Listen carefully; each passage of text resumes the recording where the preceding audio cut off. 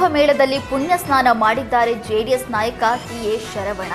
ಪ್ರಯಾಗ್ರಾಜ್ನಲ್ಲಿ ನಡೀತಾ ಇರುವ ವಿಶ್ವವಿಖ್ಯಾತ ಮಹಾಕುಂಭಮೇಳ ಭಕ್ತರನ್ನ ಸೂಜಿಕಲ್ಲಿನಂತೆ ಸೆಳೀತಾ ಇದೆ. ದಿನ ಕಳೆದಂತೆ ಭಕ್ತ ಸಾಗರ ತ್ರಿವೇಣಿ ಸಂಗಮದಲ್ಲಿ ಮಿಂದು ಪುನೀತರಾಗ್ತಿದ್ದಾರೆ. ಇದೀಗ ಪರಿಷತ್ ಶಾಸಕ ಟಿ.ಎ. ಶರವಣ ಅವರು ಕೂಡ ಉತ್ತರ ಪ್ರದೇಶದ ಪ್ರಯಾಗ್ರಾಜ್ಗೆ ಭೇಟಿ ನೀಡಿದ್ದಾರೆ. ಮಹಾಕುಂಭಮೇಳದಲ್ಲಿ ಭಾಗಿಯಾದ ಜೆಡಿಎಸ್ ನಾಯಕ ಶರವಣ ಪುಣ್ಯ ಸ್ನಾನ ಮಾಡಿದ್ರು.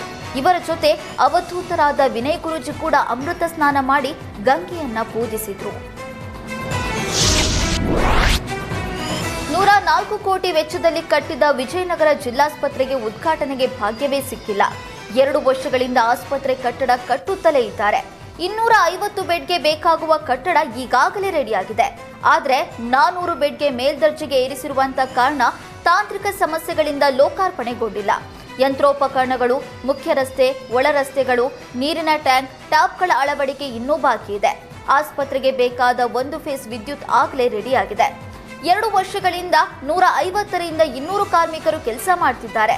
ಆದರೂ ಕೂಡ ಕಾಮಗಾರಿ ಪೂರ್ಣವಾಗುವ ಲಕ್ಷಣಗಳು ಕಾಣಿಸ್ತಾ ಇಲ್ಲ ಅಂತ ಸ್ಥಳೀಯರು ಆಕ್ರೋಶ ವ್ಯಕ್ತಪಡಿಸಿದ್ದಾರೆ.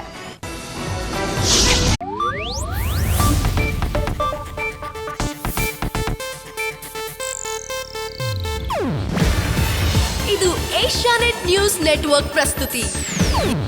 ನೀವು ನೋಡ್ತಿದ್ದೀರಾ ಏಷ್ಯಾನೆಟ್ ಸುವರ್ಣ ನ್ಯೂಸ್.